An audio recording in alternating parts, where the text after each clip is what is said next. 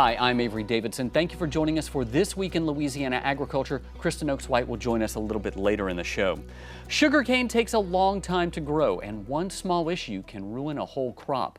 The sugarcane borer is one of those issues, and as TWILA's Neil Melancon tells us, it's something that needs constant attention. Randy Richard is a man looking for a problem. While that sounds like a fight, it's a fight against this. It ate the meristem, the growing point, and that's what caused the dead heart. He and entomologist Hannah Penn put sugarcane borers in these plots to study their effect on the crop. You can see the small entrance hole here where they go in and begin chewing. Eventually, they come out of this bigger hole and in the process, kill the part of the plant that becomes the cane stalk. That's called dead heart. Dead heart doesn't usually kill the plant, but makes it unproductive for sugar. So far this year, there's an uptick in borer numbers statewide, but down compared to years ago, according to a recent study they did. At this stage of when the cane is tillering, the general consensus is that it's not economical to treat the borers because there's no above ground internode.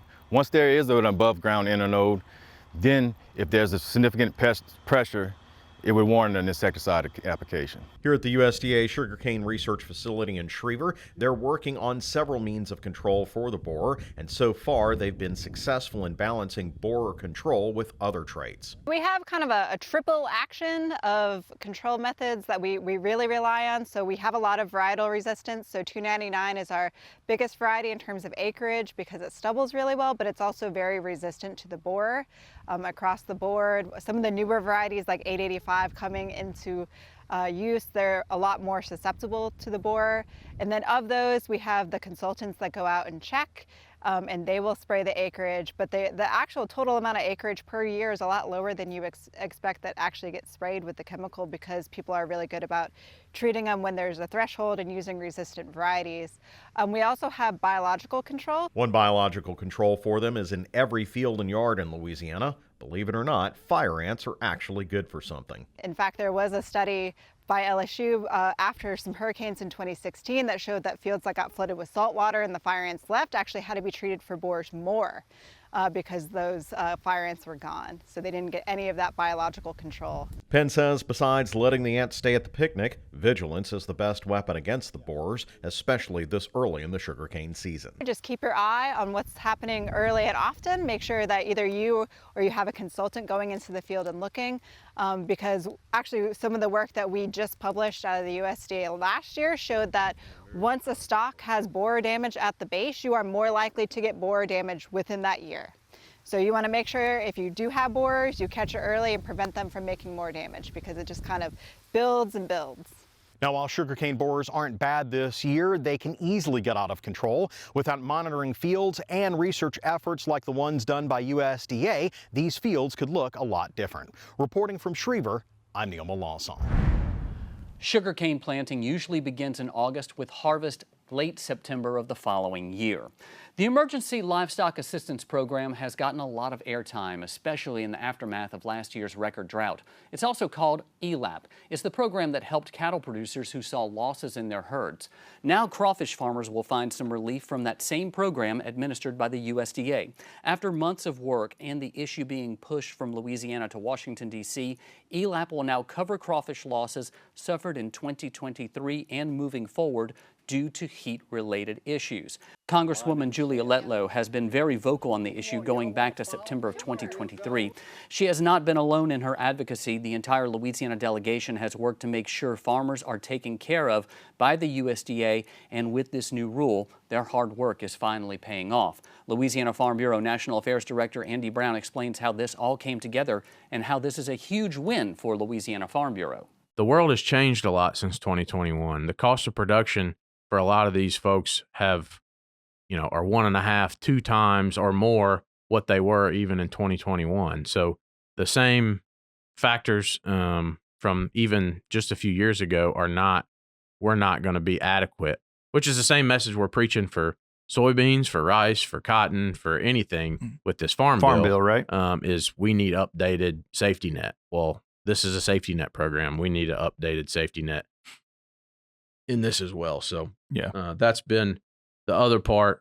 USDA has heard that loud and clear and has thankfully worked really well in letting us, letting LSU, let the experts, because this is so local. That is the biggest challenge.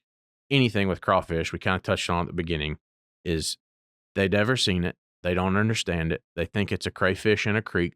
You can hear more from Andy about crawfish emergency aid in the latest episode of the Louisiana Farm Bureau podcast. You can listen to this entire episode wherever you listen to your podcast. We'll also link you on our website at twilatv.org. Now let's take a look at how much you can expect to pay for crawfish this week. In Shreveport, you can head to the north side of the city to Crawfish Palace on North Market Street, where you'll find live crawfish for $2.69 a pound and boiled crawfish for $4.95 a pound. Keith's Seafood in Slidell has live crawfish for $2.45 a pound, and if you want them boiled, the cost is $5.99 a pound.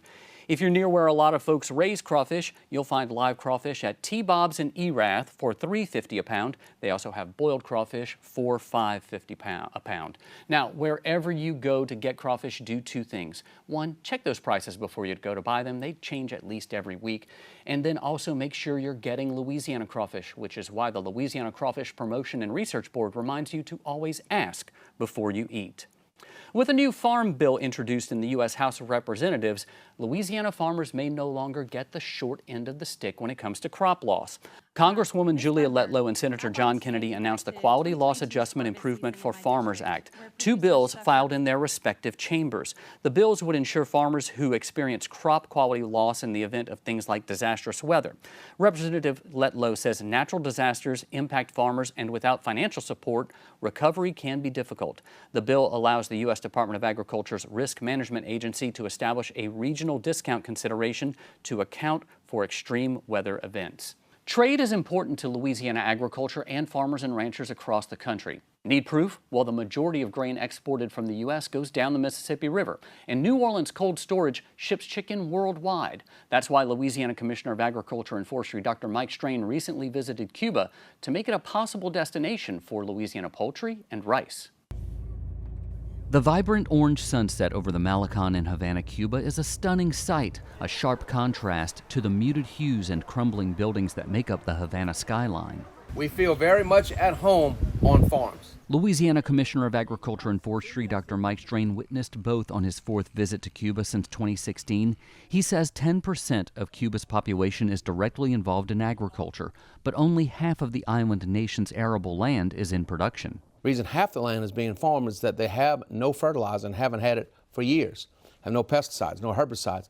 Very, very, very little modern agricultural equipment. They have a few tractors, just, I'm telling you, a few. Most everything is done by using oxen or bulls and with hand plows. And so if you look at the overall production is down by more than 70% over 10 years. Cuba imports about 80% of its food. Staples here are chicken and rice, but very little comes from the United States due to the trade embargo imposed by President John Kennedy in 1962. Right now, we're selling about $300 million worth of food products to Cuba. We could bring that to $1.6 billion quickly. And a great deal of that rice and that poultry and the other products come from Louisiana. So whereas they are buying rice and other products from Vietnam and other countries, we want to sell that rice. After 4 visits, Strain has seen much of Cuba, but one thing stands out. I guess the most memorable part of this trip was seeing how poor the people are, and how when you see hungry people and hungry children, you do not forget that. You know, I've been there, you know, I've seen the old cars, I've seen the magnificent old buildings, I've met with the president, I've met with every minister there. But when you get outside of that, when you get into the rural areas and there are no cameras rolling, and you see with your own eyes, you know that we've got to do something and do it soon. Commissioner Strain and his staff are already planning the next trip to Cuba to further those relationships.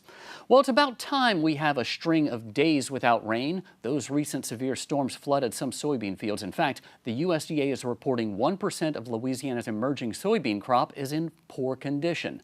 Nick Mikulas joins us now with the Farmer's Forecast. And Nick, I'm hoping we have a stay in this Goldilocks weather pattern. Yeah, y'all, it has been really wet in parts of the state even this past week, but we are improving things. You can look at the last 30 days. Tons of rain has fallen across the state, apart from the southeastern part of Louisiana, where you're still close to where you should be for this time of year, but Leesville more than double what you should have. And when you're talking, a normal of 5 to 6 inches of rain, obviously these totals in some cases are up over a foot. So lots of rain has fallen, and some rain has fallen this past week, though it was not nearly as widespread as what we have been seeing. Let's take a look and see where that has been. Right along I-20, actually. From Shreveport to Monroe, that's where we saw the heaviest stuff. The rest of the state looking pretty good. Looks like we're seeing some improving conditions there, and it looks like that's going to continue, actually. Now, temperatures as we roll into June here, it looks like they're going to be around or slightly above normal. Actually, some cooler air could sneak in, especially across North Louisiana, and that could mean some highs in the low to mid 80s, which is pretty rare for this time of year. And your precipitation outlook is pretty good as well. So in the near term, it looks like we're going to dry things out to where we can get those soybeans out in the fields, get things kind of going there,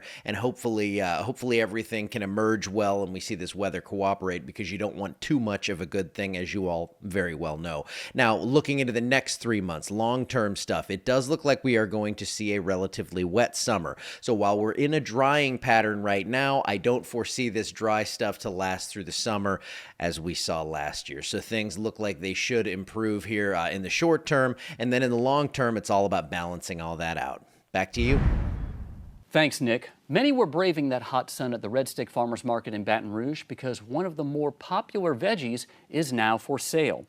At times, the line was nearly 20 people deep at Frank Theckety's Farms for fresh farm-grown tomatoes. You'll recall a couple of months ago, they told us the tomatoes were delayed because of a late-season freeze that hit Albany. They also had the other hot summer commodity, strawberries. Those sold out in less than an hour. Like most farmers, Theckety's Farms is focusing on the next popular food, which they should have ready pretty soon. Everything's pretty good.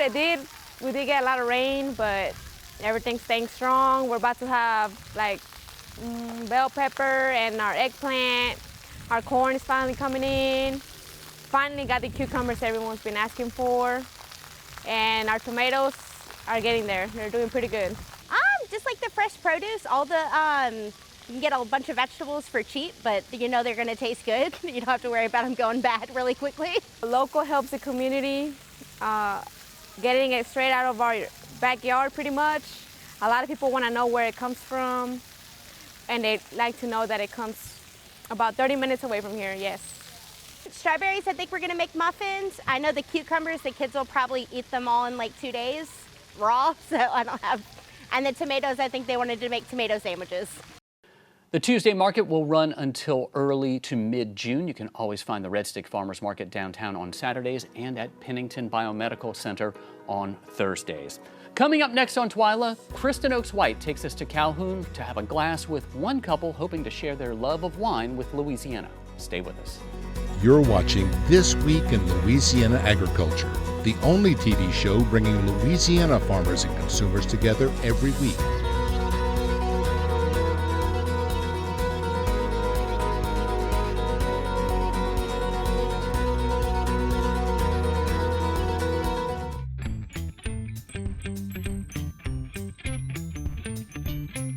Welcome to Feasting on Agriculture. I'm Kristen Oaks-White, and today we're in my hometown of Calhoun, Louisiana at Thirsty Farmer Winery and Vineyard, where they're growing a Napa-worthy winery and vineyard experience right here in North Louisiana. Feasting on Agriculture is brought to you by the Louisiana Crawfish Promotion and Research Board, Louisiana Crawfish, ask before you eat, and by the Louisiana Beef Industry Council, beef, it's what's for dinner, and by the Louisiana Rice Promotion Board, think rice.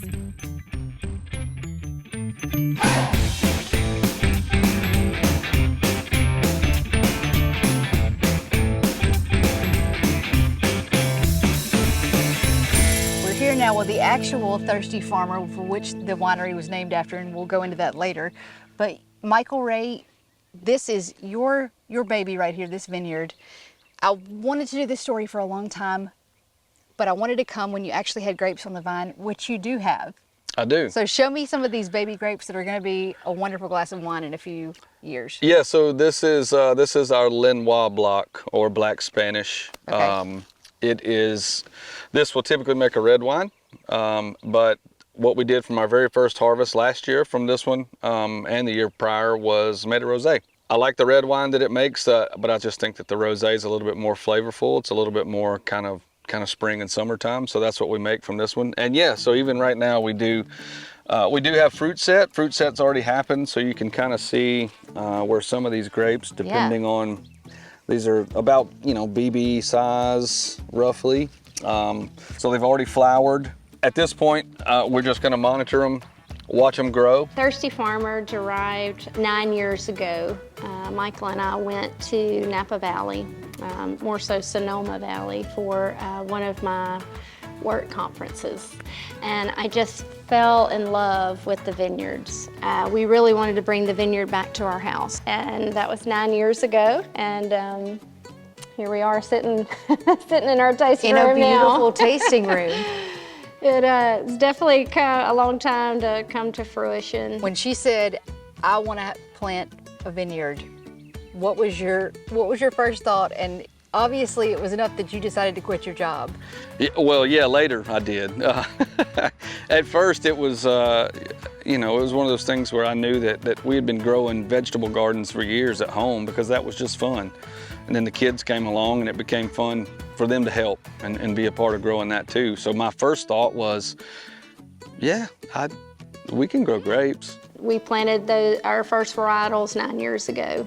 And we planted varieties that we knew and loved, and found out it takes 3 years for grapes to turn into, to grow, to be able to make wine. And after that 3 years, we learned the trellising system of our vineyard, and we learned how the grapes grow. We learned all about vineyard management. And we learned that we couldn't grow those particular grapes here. They all died. As heartbreaking as it was to go through all that for 3 years, it taught us a tremendous amount about how to grow the grapes and what to do and what not to do. After those 3 years and the grapes died, we were sad, but you know, just like with anything else, you get up and see what you can do better. So from the field, we move to the winery, this is where the magic happens.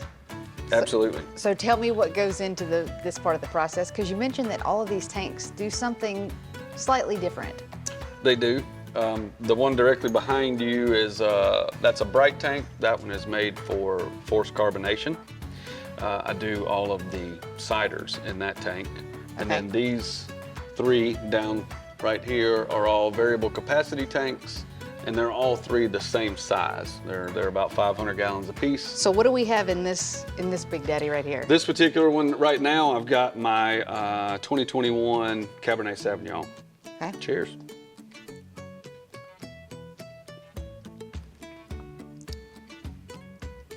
Very good. Well, thank you. Very good. I think the most rewarding part for me especially is seeing my wine club members come in and how much they've become family to us. We want them to be able to have experiences that maybe we've had in different parts and places, and bring that back, and like our wine and chocolate pairing, and bringing that back to them and seeing just kind of the happiness on their eyes and in their eyes, and being able to experience that with them is really something special for me.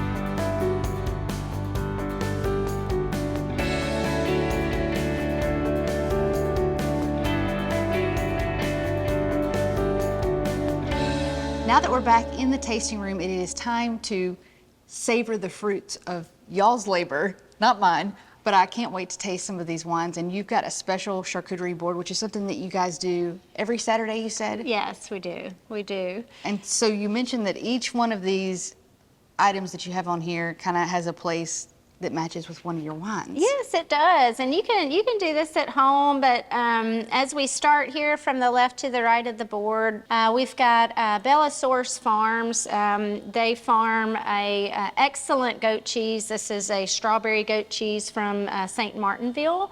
So when you're thinking about any fruited especially strawberry. It pairs well with bubbles. Our bubbles is a sparkling rosé, so it really helps bring out those tendencies. So pair that with some type of fruit, especially a fruited goat cheese like that. Okay. Well, let's pop the, so is that what we're gonna do? Pop the cork on this one? Yeah, sure. It's graduation time. So Absolutely. This will be a perfect. Absolutely. Yep.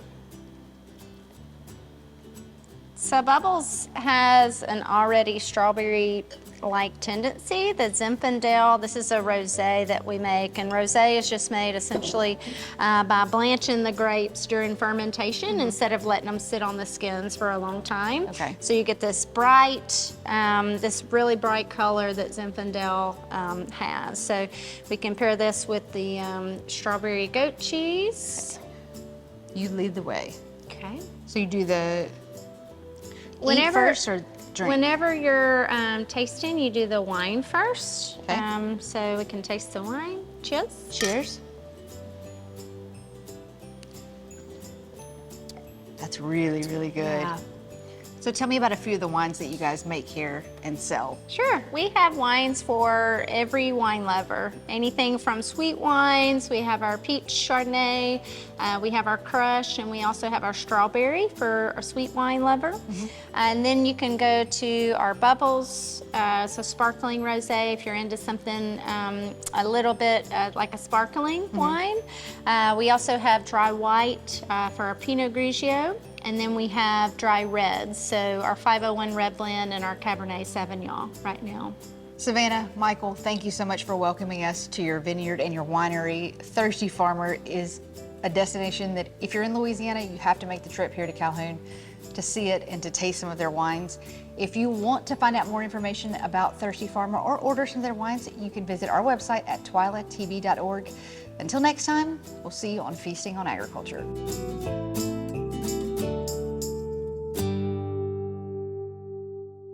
Feasting on Agriculture was brought to you by the Louisiana Crawfish Promotion and Research Board, Louisiana Crawfish, ask before you eat, and by the Louisiana Beef Industry Council, beef, it's what's for dinner, and by the Louisiana Rice Promotion Board, think rice. Thanks, Kristen. We're going to close out now with this week's TWILA Boost. Most of us know Carrie Underwood's Jesus Take the Wheel. I guess that's a little different tune in Mississippi. Possum, take the wheel. Take it from my hand. You can drive this tractor all night long. It's like the farmer's version of ratatouille, possumatouille, although in Louisiana it would have to be a nutria. And we're not going to judge anyone who finds a responsible driver when they're impaired. Well, that does it for this edition of TWILA. Be sure to join us next week when we'll look at how Louisiana's food banks are preparing for the summer as food prices continue to rise. Until then, you can watch all of our stories online at twilatv.org. Be sure to follow us on Facebook, Twitter, and Instagram. You'll find all of our stories and more on our YouTube channel as well. Be sure to subscribe and turn on notifications. That way you know when we put something new out. For all of us here at TWILA, thank you for joining us. We hope to see you again right here next week.